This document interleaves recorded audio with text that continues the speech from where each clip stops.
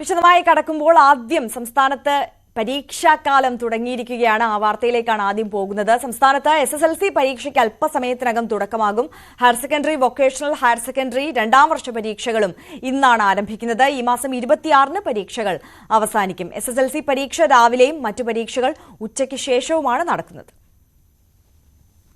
സംസ്ഥാനത്ത് 2964, ലക്ഷദ്വീപിലെ 9, ഗൾഫ് മേഖലയിലെ 7 കേന്ദ്രങ്ങളിലുമായി 4,27,021 വിദ്യാർത്ഥികളാണ് SSLC പരീക്ഷ എഴുതുന്നത്.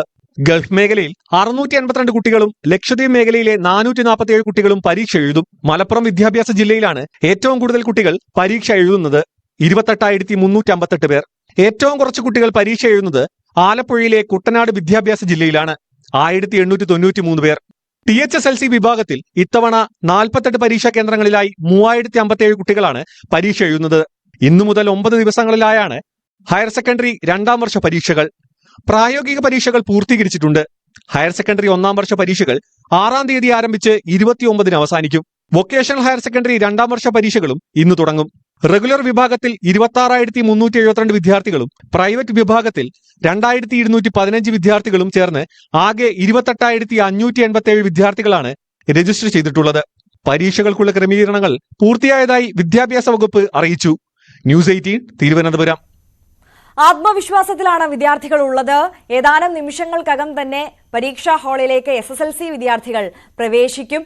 കൊച്ചിയിൽ നിന്ന് ഡാനി പോളും ശരണ്യ സ്നേഹജനും അല്പസമയത്തിനകം ചേരും. ആദ്യമായിട്ട് പരീക്ഷ എഴുതലല്ലേ, നല്ലോണം പഠിച്ചു. അത് തന്നെയും എല്ലാം പഠിച്ചു. അങ്ങനെയൊന്നുമല്ല, രാവിലെ എണീറ്റ് പഠിക്കും, വൈകുന്നേരം പഠിക്കും, സാധാരണ പോലെ. നന്നായിട്ട് പഠിച്ചിട്ടുണ്ട്. ഇനി അടിപൊളിയായിട്ട് പരീക്ഷ എഴുതണം. ടെൻഷനൊന്നും ഇല്ല വലുതായിട്ട്. നന്നായിട്ട് ഹാളിൽ കയറി പരീക്ഷയൊക്കെ അടിപൊളിയായിട്ട് പ്രാർത്ഥിച്ച് എഴുതണം. സൂപ്പർ. പേടിയുണ്ട് നല്ല. പിന്നെ എന്താ പറയണ, എല്ലാവർക്കും ഉണ്ടാവല്ലോ പേടി. പറയ നല്ലത് പഠിച്ചിട്ടുണ്ടല്ലോ. സെറ്റ്. അതെ, വലിയ തയ്യാറെടുപ്പാണ്. വേറെ ഒന്നുമില്ല. ആ, നല്ല രീതിയില പഠിപ്പിക്കണല്ലോ. എന്താ പറയാ, അങ്ങനെ കഷ്ടപ്പെട്ട് പഠിച്ചിട്ടുണ്ട്. എന്നാലും ടെൻഷനാണ്, സമയം കിട്ടുമോ, സമയം തികയോ. പിന്നെ ടീച്ചർമാർ നല്ലോണം ഹെൽപ്പ് ചെയ്തു. അവരുടെ ഒരു ദൈവാനുഗ്രഹം കൊണ്ട് ഞങ്ങൾ മര്യാദക്ക് എക്സാം എഴുതും. അവരും ഭയങ്കര സപ്പോർട്ടാണ്. പറ്റണത് എഴുത്, ഞങ്ങൾ ഇങ്ങനെ നിർബന്ധിക്കൂല, നിങ്ങൾക്ക് കഴിയാവുന്നത് നിങ്ങൾ എഴുത്, അങ്ങനെ പറഞ്ഞു.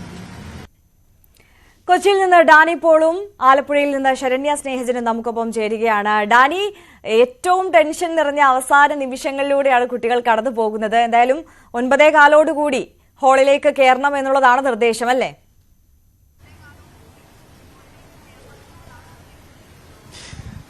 ആര്യ, കുട്ടികൾ ഇപ്പോൾ പരീക്ഷാ ഹാളിലേക്ക് കയറിയിട്ടുണ്ട്. വളരെ ആത്മവിശ്വാസത്തോടെ, പ്രതീക്ഷയോടുകൂടി തന്നെയാണ് നമ്മുടെ കുട്ടികൾ ഈ അവരുടെ ഒരു കരിയറിന്റെയൊക്കെ ഒരു വലിയ തുടക്കത്തിലേക്കുള്ള ആദ്യ ഘട്ടത്തിലേക്ക് വരുന്നത്, ആദ്യ ഒരു കടമ്പയിലേക്ക് എത്തുന്നത്. എന്തായാലും വളരെ ആത്മവിശ്വാസത്തോടു കൂടിയാണ് ഞാനുള്ളത്.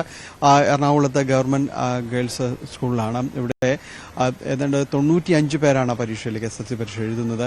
വളരെ മികച്ച വിജയം നേടുന്ന ഒരു വിദ്യാലയം കൂടിയാണ്. നേരത്തെ പ്രധാനാധ്യാപികയോടെല്ലാം സംസാരിക്കുമ്പോൾ നല്ല രീതിയിൽ ആ കുട്ടികളെല്ലാം തന്നെ ഒരുക്കിയെടുക്കാൻ അവർക്ക് കഴിഞ്ഞിട്ടുണ്ട് എന്ന് അവർ പറയുന്നു. കൃത്യമായ രീതിയിൽ തന്നെ ഈ ഒരു പൊതു വിദ്യാഭ്യാസ സമ്പ്രദായത്തോട് ചേർന്ന് നിന്നുകൊണ്ട് വളരെ കൃത്യമായ രീതിയിൽ അവരെ ഒരുക്കിയെടുക്കുന്നു. പരീക്ഷയിലേക്ക് ഒരു ആശങ്കയില്ലാതെ അവരെ കടത്തിവിടുക എന്നത് തന്നെയാണ് ടീച്ചർമാർക്ക് ഈ ദിവസങ്ങൾ, അവസാന ദിവസങ്ങളെല്ലാം തന്നെ കൂടുതലുള്ള. നേരത്തെ പരീക്ഷ തുടങ്ങുന്നതിന് മുമ്പ് എല്ലാ കുട്ടികളെയും വിളിച്ചിരുത്തി അവസാനവട്ടം അവർക്കുള്ള ഉപദേശങ്ങളും നിർദ്ദേശങ്ങളും നൽകുന്നു. ഒരിക്കലും ഈ ഒരു ഭയത്തോടെ, ആശങ്കയോടെ ഒന്നും പരീക്ഷയെ സമീപിക്കേണ്ടതില്ല. ചോദ്യങ്ങൾ കൃത്യമായി അത് മനസ്സിലാക്കിക്കൊണ്ട് അതിന്റെ ഉത്തരങ്ങളിലേക്ക്, അതിന്റെ വ്യക്തതയിലേക്ക് കടന്നു പോകുക. സമയത്തെക്കുറിച്ച് ഒരു മനസ്സിലേക്ക് കുറിക്കുക. വേവലാതികൾ വേണ്ട എന്നെല്ലാം തന്നെ കുട്ടികളെല്ലാം ടീച്ചർ ഉപദേശിക്കുന്നുണ്ടായിരുന്നു. അങ്ങനെ അവരെ കുട്ടികളെ മാനസികമായി ഒരുക്കിയെടുക്കുക, അവരെ ഈ ദിവസത്തേക്ക് അനുരൂപരാക്കുക എന്നെല്ലാം തന്നെയാണ് പ്രധാനമായും തന്നെ ഇവിടെ അധ്യാപകർ അല്പസമയം മുമ്പ് അവർക്ക് കൊടുക്കുന്ന നിർദ്ദേശങ്ങളിലെല്ലാം തന്നെ കണ്ടത്. സമയത്തെക്കുറിച്ച് കൃത്യമായി ഓർത്തുകൊണ്ട് പരീക്ഷയെ അഭിമുഖീകരിക്കുക എന്ന നിർദ്ദേശങ്ങളെല്ലാം തന്നെ അവർക്ക് നൽകുന്നുണ്ടായിരുന്നു. വളരെ സ്റ്റഡി ലീവും കാര്യങ്ങളും എല്ലാം പ്രയോജനപ്പെടുത്തിക്കൊണ്ട് ഈ ദിവസങ്ങളിലേക്ക് കടന്നു പോകുക എന്നതാണ് നിർദ്ദേശം നൽകിയത്. ഇപ്പോൾ കുട്ടികളെല്ലാം തന്നെ ക്ലാസ് മുറികളിലേക്ക് എത്തിയിരുന്നു. അതുകൊണ്ട് അവരെ ബുദ്ധിമുട്ടിക്കേണ്ടതില്ല. നമുക്ക് എന്തായാലും ആലപ്പുഴയിലേക്ക് പോകാൻ ഡാനി കൊച്ചിയിൽ നിന്നാണ് ചേർന്നത്. അവിടെ കുട്ടികളെല്ലാം പരീക്ഷാ ഹാളിലേക്ക് പ്രവേശിച്ചു കഴിഞ്ഞു. ആലപ്പുഴയിൽ നിന്ന് ശരണ്യ നമുക്കൊപ്പം ചേരുന്നുണ്ട്. ശരണ്യതേ നമുക്ക് സ്ക്രീനിൽ കാണാം, പരീക്ഷാ ഹാളിനുള്ളിലാണ് നിൽക്കുന്നത്. അവസാന നിമിഷം ഒന്ന് ഓടിച്ചിട്ട് എല്ലാം ഒന്ന് നോക്കുന്ന തിരക്കിലാണ് കുട്ടികൾ, അല്ലേ?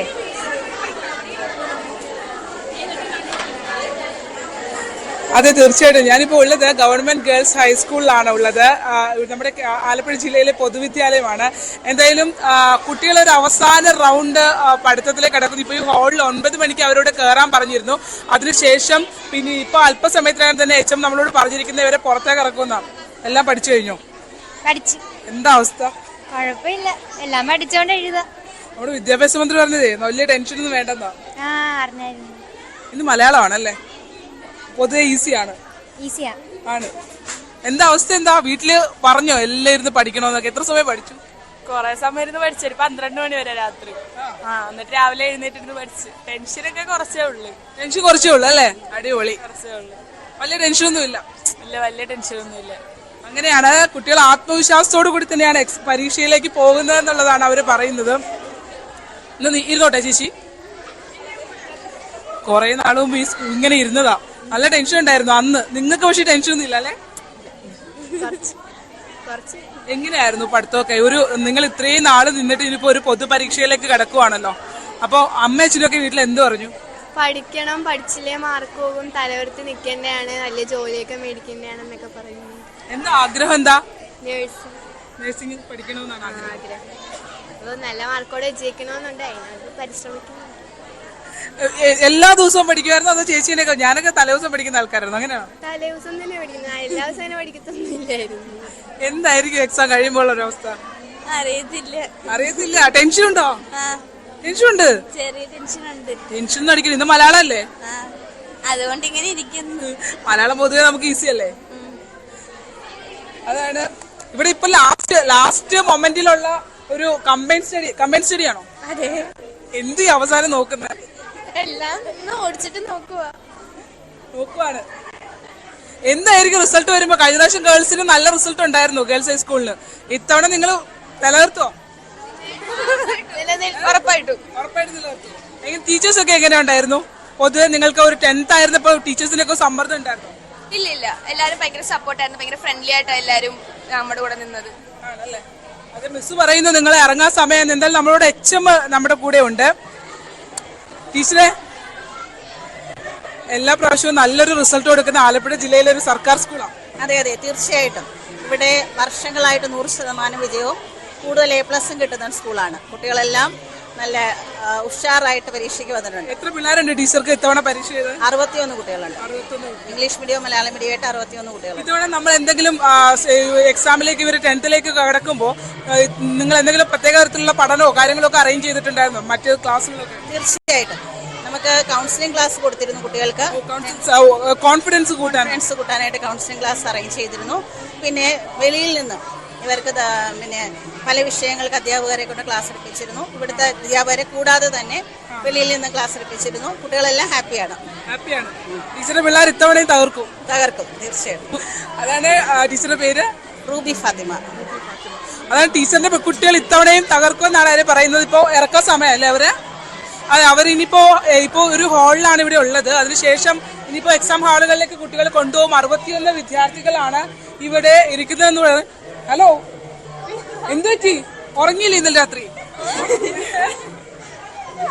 ടെൻഷനും. നമ്മൾ എത്ര കൗൺസിലിംഗ് എന്നൊക്കെ പറയുമ്പോഴും അവർക്ക് ടെൻഷൻ ഉണ്ട്. കാരണം അവർ ആദ്യമായിട്ട് കിടക്കുന്ന ഒരു പൊതുപരീക്ഷയാണല്ലോ. സ്വാഭാവികമായും ആ ഒരു ടെൻഷൻ ഉണ്ട്. അധ്യാപകർക്ക് ഇപ്പോൾ വലിയ ടെൻഷൻ കൊടുക്കുന്നില്ല, പക്ഷെ വീട്ടുകാർ അത്യാവശ്യം നല്ല ടെൻഷൻ കൊടുക്കുന്നുണ്ട് എന്നുള്ളതാണ്. എല്ലാവരും നേരത്തെ തന്നെ കയറി. ഒരു അമ്മ പരീക്ഷ സമയമായിട്ട് ഒരമ്മ ഇവിടെ പുറത്ത് കാത്തു നിൽപ്പുണ്ട്. കുട്ടികൾ വളരെ കൂളാണ്, പക്ഷെ അമ്മമാർക്ക് ഭയങ്കര ടെൻഷനാണോ?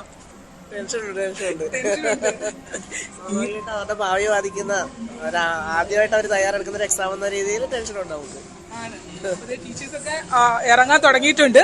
അവര് എക്സാം ഹാളുകളിലേക്കൊക്കെ പോകാനുള്ള പ്രിപ്പറേഷൻസിലേക്ക് എല്ലാവരും റെഡി ആണല്ലോ അല്ലെ? കുട്ടികളൊക്കെ ഭയങ്കര ആത്മവിശ്വാസത്തിലാണ്. കൗൺസിലിംഗ് ഉൾപ്പെടെ കൊടുത്തെന്നൊക്കെയാണ് ടീച്ചർമാർ പറയുന്നത്. അപ്പൊ നിങ്ങളുടെ ഒക്കെ ഒരു ചിരിച്ച മുഖവും സപ്പോർട്ടും ഒക്കെ അവർക്ക് ഹാളിൽ ഉണ്ടാവുമല്ലോ? ഉണ്ടാവും, തീർച്ചയായിട്ടും ഉണ്ടാവും. പൊതുവെ കുട്ടികളൊക്കെ നല്ല ആത്മവിശ്വാസമുള്ള കുട്ടികളാണ് ഇപ്പോഴത്തെ അല്ലേ? അതെ അതെ, ആത്മവിശ്വാസമുള്ള കുട്ടികൾ എല്ലാവരും റെഡിയാണ്. ടീച്ചറെ എല്ലാവരും ഹാളുകളിലേക്ക് പോവുകയാണോ? എങ്ങനെയുണ്ട് ടീച്ചർ കാര്യങ്ങളൊക്കെ? നന്നായിട്ട് പോകുന്നു.